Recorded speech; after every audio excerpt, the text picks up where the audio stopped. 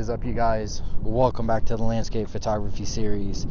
And I'm up here at Haleakala with the beautiful sunset and these clouds directly behind me, and then right over here behind me we have the observatory, and then it's super busy right now, and I'm sorry if the wind's really bad, but we're up here to capture this beautiful sunset, but we're also going to get two different photos. So let me show you what I'm talking about.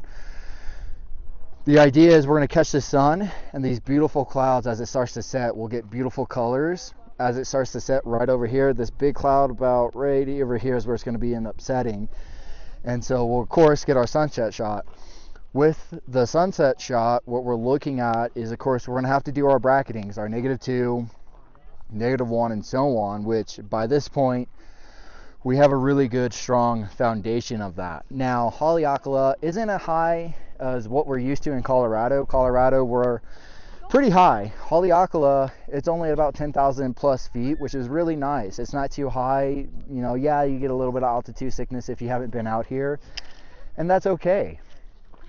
And with this shot, we really want to capture that beautiful sunset glow. It's almost majestic in its own way, but there's a second shot we're also going to get. We also have the observatory right here. It's one of the very few observatories out here that is still being utilized, which is really awesome. You can't go over there because there's people working.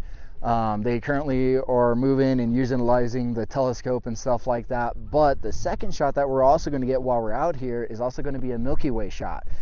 And the idea with that is we want to capture the big one, the big observatory right here that's not open. But when we are looking at PhotoPills planning, the Milky Way is going to be coming up right here. So we'll get the sunset shot for our first photo, and then as soon as I get that, I'm going to quickly adjust to get my blue hour shots over here. With the blue hour shots, what we're looking at doing with that is we want to be able to blend that in. Well, why are we going to blend that in? Well, it's a good question. The reason why we want to blend that in is because, one, when I start to take the pictures of the Milky Way, I'm going to have to take multiple shots. I didn't bring my AI2 star tracker this time because it's heavy, it's bulky, and a bunch of other stuff. But what I'm going to end up doing is I'm going to take probably 5 to 20 photos of the Milky Way. As I'm taking those photos, I will then go back into post-processing to where I will line up the stars. So when I line up the stars in the sky, the foreground is going to be blurry. So we'll have to manually blend both of those photos in so that way we have a good blue hour shot of the observatory with the Milky Way panning up. And so what I'm going to do is I'm going to go ahead and finish getting set up. Once I get set up, we'll talk a little bit more about the detail and the intricacies of what is going on. We're above the clouds, which is really nice. Today's a beautiful day to be up here, and this is actually my first time shooting sunsets here in Hawaii, specifically Maui. And so yeah, let's go ahead and get set up and we'll go from there.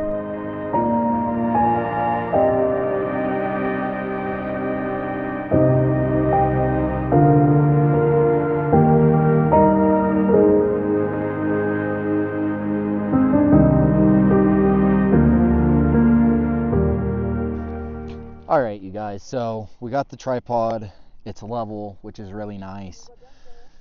We have our composition with the observatory and the sun setting, and actually originally I was just going to do the clouds, but they're moving from north to the south, and so it's kind of coming through the valley of Maui. And so what I'm actually going to do is I'm going to take pictures of the observatory because they're currently open, and then as the sun sets, we'll have, you know, an element in there with the observatory and the sun.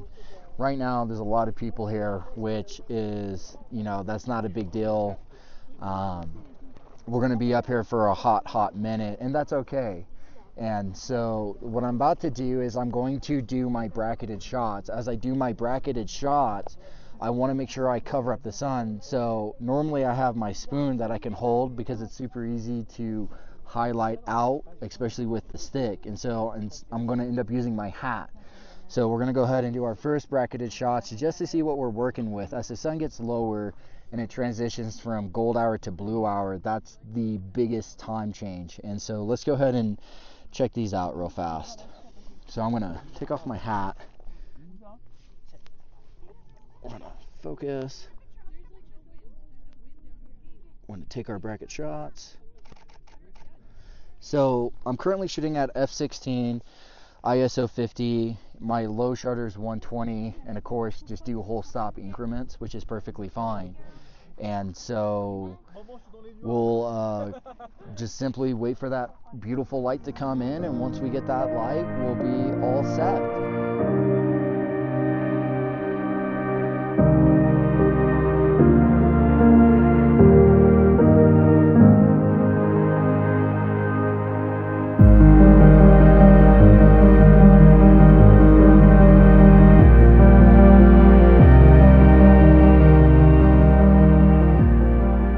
Alright, you guys, so the sun has finally set, which is awesome. We got our shots, we did our brackets, we have the nice beautiful orange right behind us, which is phenomenal.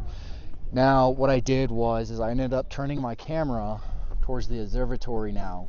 So we repositioned down here and we're focusing more on the observatory. And what we're going to be doing is, so we already did our golden hour, we're about to be in blue hour in a couple minutes, and I'm going to set it down. I'm going to do my blue hour shots so that way when we blend in our Milky Way, we want it to be a good transition. It wouldn't look right if this was bright noon.